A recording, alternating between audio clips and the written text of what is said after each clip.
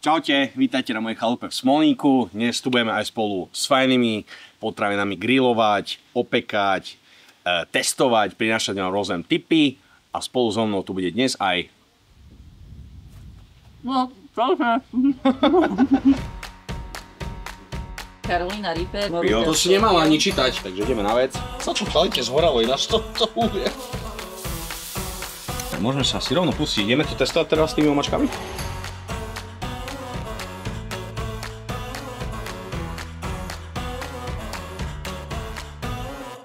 Dneska máme taký špeciálny deň. Urobili sme si totiž konečne grilovačku s fajnými potravinami. Mám tu aj svojho asistenta, šarmantného kamoša Bikyho. Jednak si budeme pogrilovať nejaké stejčiky, pričom si ukážeme dáme si nejaké také základné tipy a triky na to, ako grilovať. Dáme si ochutnávku nejakých produktov, ktoré viete kúpiť vo Fajných, ako napríklad táto salámka, alebo toto pečivo, ktoré je priamo z produkcie Fajných. A na záver si dáme trošku taký crazy shit. Potestujeme si tieto palivé omačky.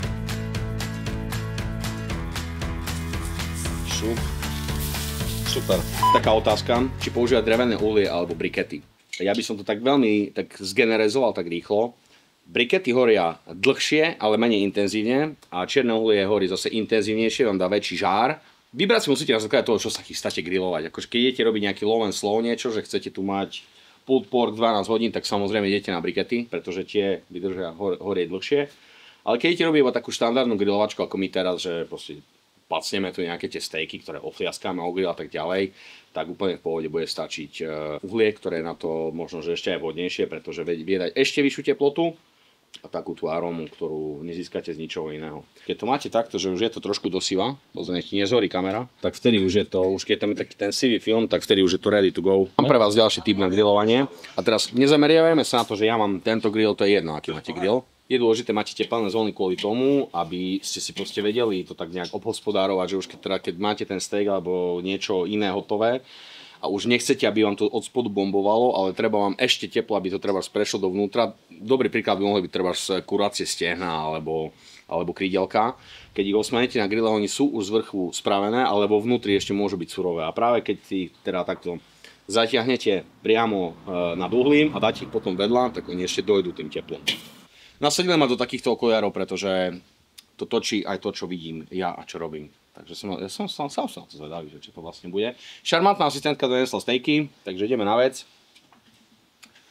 Máme si najprv, toto je flank. Pekne tak. Tu máme ribeye. Šup, pekne na toto. A tu nám máme platán. Sme si ho rozrezali, tak to vyzerá znútra. A dáme si ho práve tu na tieto zóny, ktoré som spomínal, kde síce teplo ide a to teplo tam bude, ale nie priamo od spodu, čiže tá druhá teplná zóna.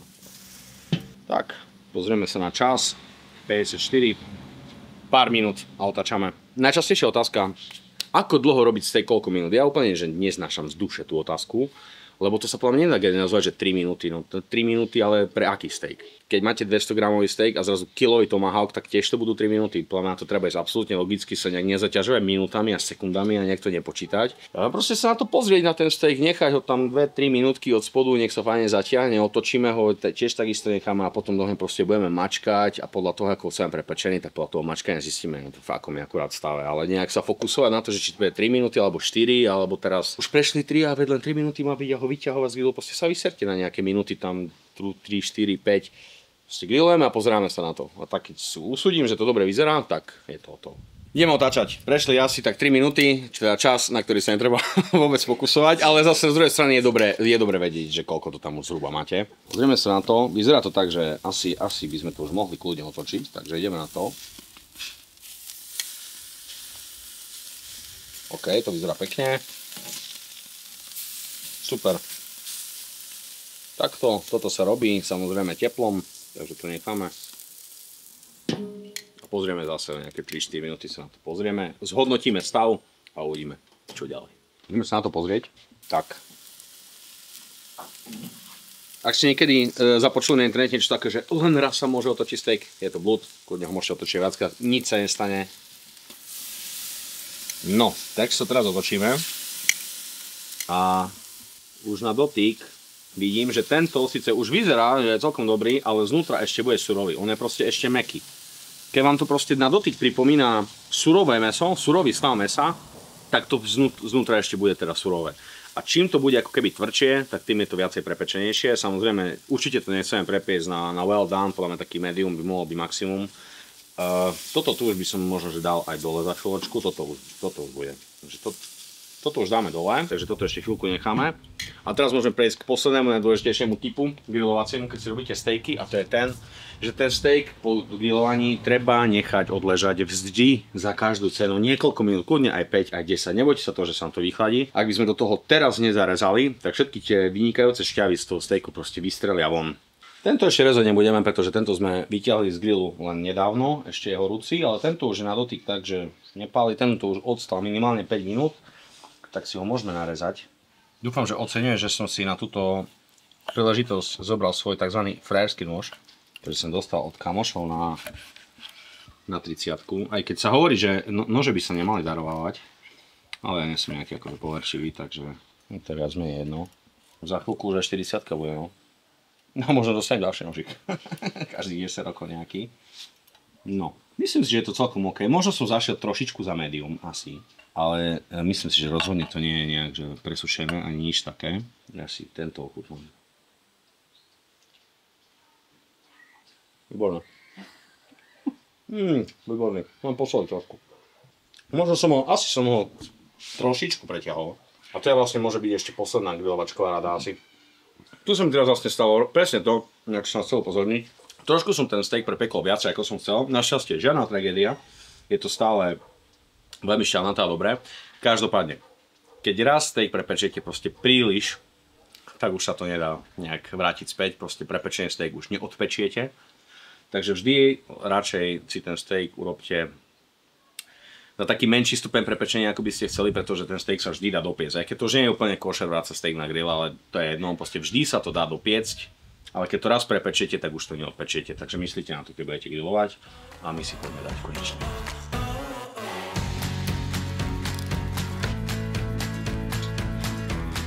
Videli ste, že som oba stejky dal naraz na grill. Tento flank steak sa grilloval ešte dlhšie ako ten ribeye a garantujem vám, že keď teraz začnem rezať, tak bude znútra viacej rare. Prečo? Pretože ten steak je o mnoho hrubší, pravdepodobne väčší, a opäť sa teraz vraciame k tomu, že nie je dôležité teraz sa nejak veľmi fokusovať na čas, či to majú 3 alebo 4 minúty, proste s rozumom nejakým spôsobom. Tieto budem krájať teraz na také, sa posnažím na také tenšie, nech to môžeme tak pekne močiť do tých omáčok. Samozrejme ten steak bude tam v tej ušej časti, bude prepečený trošku viac ako v tej hrubšej časti, to dáva samozrejme logiku, ale myslím si, že keď teraz na to pozerám, tak veľmi dobre. Pozri sa tu, vidíš to? To vôbec nie je marné, akože dá čo zo mňa bude, môžem sa ženiť, jak sa hovorí. Teda už som sa aj stihol. Maldonka musí byť, to je vločková sol sa strašne hodí na dochucovanie takto steakov. No a my si tento stejčik ideme teraz potestovať práve s tými diabolskými omáčkami, tak dúfam, že to nezhorím nejak úplne. Čo nemajú piva, že by sme mali? Daj. Toto už sme odpromovali. Treba dať čo na zapiť. Uvidíme, čo budeme robiť. Raz, dva, tri. Dobre, možno. No, takže vymysleli sme si, aj keď vymysleli sme si, a to množné číslo nie je vôbec pravdivé, že budeme skúšať palivé omáčky, ktoré nájdete aj vo Fajne. Začíname od tých takých akože najjemnejších, po tie nejaké najväčšie šialenstvá. Úprimne si teraz myslím, že to už vôbec nie je dobrý nápad. Takže uvidíme, čo to bude. Začneme touto. Je to Crazy Bastard Sauce z Nemecko. A je to jalapeňo a ďatle, čiže by to mohlo byť také akože... Ďatle by to mohli trošku zjemniť, nie? OK. A takto budeme si tie omáčky dávať s flank steakom, výborným, práve ugrilovaným. No poď, šupni si trošku na tanierik. To bolo akože takto na vôňu. Hej? No to ti bude stačiť. No poďme na to. Aj detská verzia. Jalapeňo pekne cítiť v tom. Tie ďatle ja tam... Aj ďatle sa nejak strácajú, ale... A má to jeden ohníček, myslím, že to zodpoveda tomu. Áno. To by som aj Dadovi dal vyskúšať. Momentálne prvé, čo mi prišlo mne osobne na rozum, lebo práve to tak doznievajú ešte tie paradajky zo Zlatého hýľa. Ja strašne milujem také tie bičie, krásne paradajky z biofarmy Zlatý Hil, ktoré dostanete kúpiť samozrejme v fajných potravinách, tak to mi tak momentálne prišlo na rozum, že to je také moje najľúbenejšie cez leto. Čo tam lokálne, čo tam? Padre? Pivo? Ja mám stopro akože Opre a Melos, toto sú také fakt akože dobré veci. Bratia No, Opre. Jasne, Dekovci. No dobre, poďme na ďalšiu omáčku. Ja som celkom sa na to nažal, lebo tá prvá mi normálne že aj chutila. Áno. No a tu máme presne ďalšieho lokálneho výrobcu a to je Peeling. Je to náš jeden z veľmi dobrých dodávateľov, ktorí sú zo Stredy nad Bodrogom a okrem týchto omáčok robia počas leta, pestujú aj rôzne ovocie a zeleninu, hlavne paradajky, papriky, viete si ich aj vo fajne kúpiť, alebo počas zimy v takejto fľaškovej verzii. Toto je Crimson Kick. Crimson Kick. Už to Kick už sa mi trošku prestáva páčiť. Aj tá farba už vyzerá byť taká, že... Aj ty si odvážny celkom. Tak sa to leje. Je to riedkejšie, ale... Ty si odvážny. Pekne, krásne šetriť, lebo všetko tu ostáva pekne v smodníku na chalupe. To už cítim len z toho, čo som oblízal, že... Tak poďme do toho. No. Keď toto má dve, tak tamto s tými 7 to bude čo? No na tým sa práve teraz zamýšľam. Ako začína to, má to na beh. To je len To som dvojka. celkom zvyšil po tej... Zase, že do 5 sú tie ohníky tam, ešte sme pri druhom. Ja áno, ale skôr do také ľudskej miery, akože nejaké úplné úlety nemám rád. Si všímam ináč na teba aj na sebe, že A začíname sa potiť a to zväčšam pri druhej. Dobre, poďme na tretiu, nech to spravíme čím skôr. Toto je pikantná omáčka s havanským chili. Habanero, mrkva, sušená cibula a takéto veci vyrobené v Mexiku. Neviem, prečo mám stále tendenciu toto spraviť, ale spravím to aj teraz. Olízať čili omáčku, hej. Fú, tá dochuť tam je taká, akože... Tá dochuť je intenzívna. No počkaj, ideme. Ty si to vzal? Akože No, to sa mi ono. zdalo... Počkaj. Hej, ono to len začína, ono to len teraz ide hore. A ďalšia. A ďalšia. Je za seba tríznenie. Ja hej. Keď som mal asi... Fajné. Nie. Keď som mal asi, ja neviem, 5-6 rokov nejak tak, ešte som asi bol na škôlkár, tak len tak zo zaujímavosti proste s kamarátmi to ešte vyskúšať. Nechytili ma, ale mal som z toho normálne taký blbý pocit potom. Nemáme na čo pitie. No, tak čo tu máme štvrté? Dragan je už určite pripravený. Encona, West Indian Original Hot Pepper Sauce. máš Má to 4 papričky, habanero, scotch bonnet a neviem. Strašne to kyslé. Má to taký kyslý tón. Veľmi. Ale? Dala by som to asi na 4, že toto bolo viac palivé. Hej. Cipáne, ja som ešte vyštípaný, po toto tretie, ja už ideme na Taký 5, čo tam má soplíček. 6 tých ohníkov, či koľko som myslel, že 5. Otázku. Ale to má 6, ešte aj s extra ohníkom. No dobre, ideme na tú bonusovku? Poďme, lebo už keď sme vo švungu, tak... Ja, poďme na to, už som sa už aj odpalil. Ale mne čelo už ide, jak toto, jak globus, normálne už mám tu na Carolina Reaper, Trinidad. Skorpión. To si nemala ani čítať. Tak to je... To som len, Ale ja to cukor. poznám. A to sú tie Trinidad, dve Carolina, to najhoršie, sú smrťaky. Tu ešte ostalo na kraji. Nie. Kamarát. Takúto chybu neurobím, toto nie. No poďme, ako veľké množstvo No. sa dáva. Ja radšej trošku tak decentnejšie to dám. Tak, to bude Normálne brutálne. cítim, jak to pretiahol od dutiny. No Už to prichádza. A už to ide. Už to ide. Ale to Vy sa potíte, ja slzím. Už to ide a ďalšie.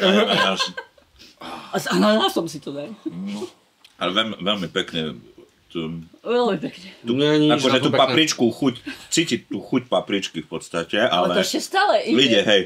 No to ono ešte len stúpa. Sanitka tu vie. Ja to idem dať s tým anánasom. Áno, ale mi horia stále ústa. Normálne to tu na džabka, nech sa patrí. Nápad zase.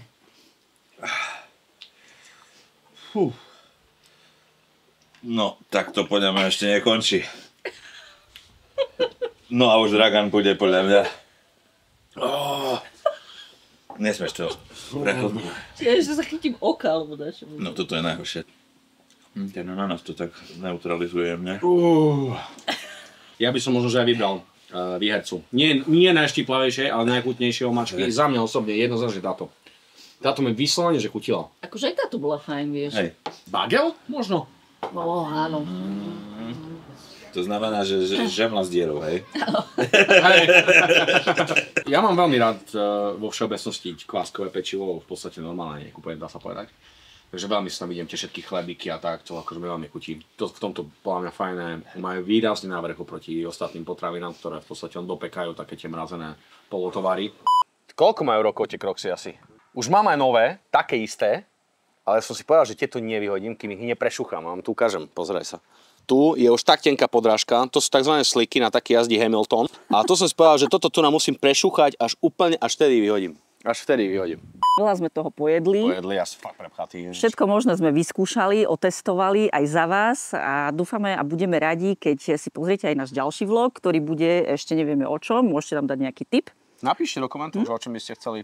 Lebo v podstate my aj toto video sme nestočili úplne tak spontánne, jednoducho sme si zvolili nejakú tému, niečo sme natočili, tak hádam sa vám to aj bude páčiť, keď hej, lajčik na video, kľudne dajte odber, lebo nejaké ešte možno budú prichádzať ďalej tie videá, takže... A budeme radi, prepáč, keď si tie produkty prídete aj sami vyskúšať do Fajných, lebo všetky, ktoré sme dnes ochutnávali a chutnali, viete si nakúpiť aj u nás vo Fajne. Už keď táto smolnická mačka jedlo talianské Pandora a vie ešte nie, tak you're missing out. Čaute, vidíme sa pri ďalšom.